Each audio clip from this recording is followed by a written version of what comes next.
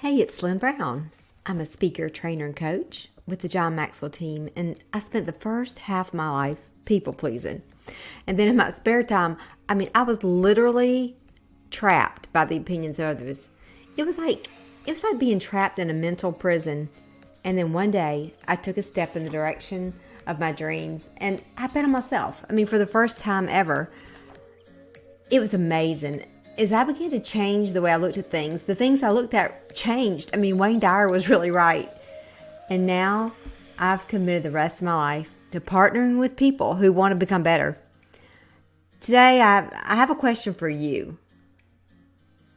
Are you the creator of your life or the victim of your life? Seriously, we have to start here. Now, if it makes you feel any better, I truly was a victim of my own life.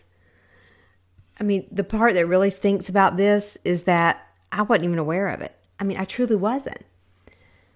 I thought that if things were going to change, that they would have already changed. So I just thought, well, this is my life, and I will just do the best I can. I got used to being overweight. I got used to hearing the fat jokes. I was always checking my bank account, wondering if the balance, was going to go below a certain point. And worse than that, I cared so much about what other people thought I should be doing. I truly did. I struggled with letting go of all of that. And at that time in my life, I was honestly more comfortable hanging on to the familiar, even though it was not where I wanted to be. So then I finally started, kind of questioning where I was, and I realized that in order for me to discover my true north, I had to point my compass in the direction of my heart. And one day, really out of desperation, I did that, and I took that step in the direction of my dream. And I just started where I was. It wasn't pretty, trust me. And it still isn't. But I'm a heck of a lot farther down the field than I was. But I just started where I was, and I began to do what I could do. And that's what sometimes I always ask people, even though you're not where you want to be, and you can't do everything that you want to do, because I hear people say, well, I would do this if it weren't for this. Or if this weren't the case, then I could do so-and-so. Or I'm waiting on this to change before that. Well, let's just move all that to the side for a minute and just really think into that question. What could you do? So even though I couldn't do everything, I did move forward. And that's important. And I know y'all know this. I'm not saying anything you don't already know, but your future is not in your past. If I don't say anything today that inspires you or makes any sense to you or kicks your butt for that matter, just please remember that your future is not in your past. And just borrow my belief. Trust me, there was so many years of my life that I had to borrow other people's belief until I had my own. But I believe in you, and I know that you can do the thing that you truly desire in your heart. You can do it. But you got to let go. I had to let go. We got to let go of the thing of lesser value in order for us to obtain something of greater value. It's just, we can't, if our fists are clutched tight where you can, see the white knuckles on top, and they're just holding on to the thing that we know, the familiar or the small thing or to our past, we will never be able to receive. We have to open it up, let it go in order to receive.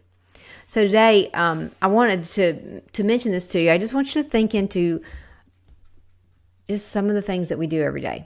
Some of them we're very aware of. Some of them we're not aware of. But let's talk about how we just even start our day.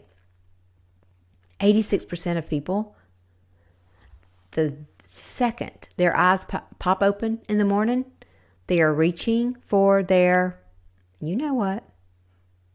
phone. They're reaching on the bedside table. They're grabbing the phone and they begin. It's right there by the bed. And it's right there by the bed because about 33%, I really think that's probably higher, but they say about 33% of people are probably reading emails, news at night, watching, scary movies or violent movies before they go to sleep. So let's think about this for a minute. When we wake up in the morning, the first thing, 86% of the people, the first thing they do is grab their phone. That just means you checked into social. You checked into, Instagram, email, whatever the thing is. WhatsApp, I don't know. TikTok, I don't know what you're checking into, but the news, watching the news, and those voices have already broadcasted your identity for the day.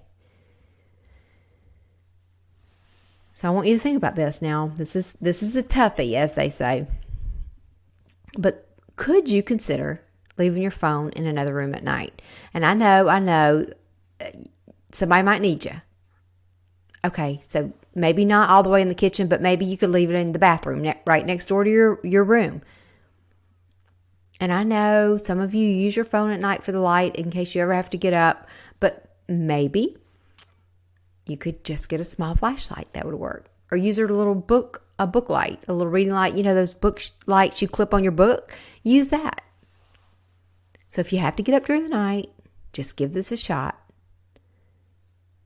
And use a little flashlight. And if you do go into the bathroom, do not check your phone. If we want to get a different result, we're going to have to do something different. If you feel like you're sitting in the bleachers of your own life and watching the playing field and you're not on it, then it's time for you to walk down those bleachers and get out on that field. We only get one shot at this, y'all. And trust me, I spent the first half of my life trying to just get used to the idea that the results I was getting then, that was it. I was like, here's your life, Lynn. And I was like, wait. Something just kept tugging at me. And you know what I'm talking about. You have that tug in you. So the first thing I had to learn was how to kind of self-regulate my behaviors, my responses, those things those habits I had created. And a lot of them were not very productive. I had a lot of behaviors to change. You probably don't have as many as I did. But I began to add some new behaviors, and I began to create discipline in my life. And I know it's hard to believe that it started out with such a simple practice, and I've mentioned this on a lot of my podcasts so far. But that practice of gratitude, I'm sure you've heard me if you've listened to any podcast before, but it truly did. It began that practice of daily discipline. I promise. I wouldn't lie to you. Pinky promise. I promise. There's not a day goes by that I, first of all, don't practice gratitude myself, but that I don't encourage someone else to start it also. I believe in it that much. But unfortunately, most people just kind of smile and say, "Oh, that's so neat," and then they don't do it. But I was at a place that I was sick and tired of being sick and tired. So it's almost like we're programmed to believe that it's harder than we think. I'm finding more and more people spend more energy fighting the old than they do creating the new. They're just so stuck in the old that they don't think there's any way out. So starting your day off in calm makes sense, doesn't it? But the majority of people start their day off in chaos. They hit the snooze button a bazillion times. They get up, bump into the nightstand, and then start murmuring or yelling expletives or whatever because it's Monday or it's Wednesday or whatever. And then the day starts in chaos. So what if you got up and started your day with 5 minutes of quiet? What a difference that might make in your morning. And I just want you to consider it, just this small step. And trust me, if you consistently do this, you're going to want to add more time. I promise you will. You're going to want to add more time to this practice. But just start with 5 minutes. There was a time in my life I was so far removed from where I was. My first step was literally just setting my phone alarm to make myself go outside for 15 minutes of sunshine. That was the only piece of my day. Oh, and then when I was in the sun, I would eat an apple. So that was two things. I guess that was that was pretty positive for me at that time in my life. And it sounds so silly, but these two habits created the way for more habits, more discipline. And since that time, in the last 5 years, I've lost 25 pounds. I'm sleeping through the night. I have an early morning routine. Yes, it's 5 a.m., but I start with gratitude, coffee, more, a little more gratitude, devotion, more coffee. And honestly, y'all, I could stay there for hours. I mean, it is my happy place. And obviously, I'm a people person and I love to talk. That's, no brainer, but I love that peace. So I want you to think about this too. If you had to come up with a word right now, just to kind of describe your current vibe, just kind of how you're feeling when your feet hit the floor, what would it be in the morning? How would you describe yourself? And some of you are probably laughing, saying, "Oh, I couldn't even say that on the show." But but if you laughed at that, or you've got some really spicy words to define, your current condition, perhaps trying a few of these techniques might really improve your results. So when you can slow down enough to think for a minute, just consider this. Think about it. Why would our Creator, who designed us to do far greater things than He ever did, why would He throw us in pure chaos, stress us out, max us out with anxiety and illness and stomach issues and everything else? And guess what? He didn't do that. He has not changed His intent for our lives. But our thinking and our choices and our behavior are driving our results. And we must guard our hearts, guys.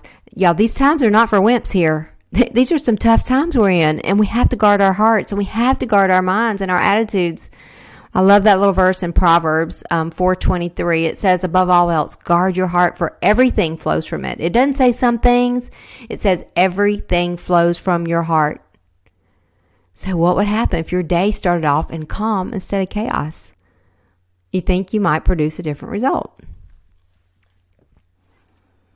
So some of you probably figured out by now. I want to challenge you to this. I want you to enter into the consideration of testing this out. No, not for January of 2021, because you've already botched up your resolutions for this year. I don't really make resolutions. Not for March 1st, because that'll give you another week to just do whatever. But in the morning, or better yet tonight, I challenge you to leave your phone in another room. You can still have the calls on for your favorites if you need to leave that on there just for your peace of mind. And in the morning when you get up, I want you to take 5 minutes of quiet time. And if you can't think of anything, if you can't think of 7 things to write down that you're grateful for, just sip your coffee and stare at the wall, because that's a start. So I want to just toss out a few things as we close, a few starting points on this whole self-care thing. It's so important. No more snooze button. When you jump up, open the blinds right when you wake up. Maybe go get a massage. Leave that phone out of your bedroom at night. Consider a healthier snack. Maybe opt for a joyful story rather than the news. Say no to something. Do something nice for somebody. Take a break. Go outside. Move your body. Okay, that's all. That's all I'm going to give you for today. That's enough. But just, you know what? Just pick one thing. Your results don't lie. And I always love this. Leggings don't lie, and children don't lie, and drunks don't lie.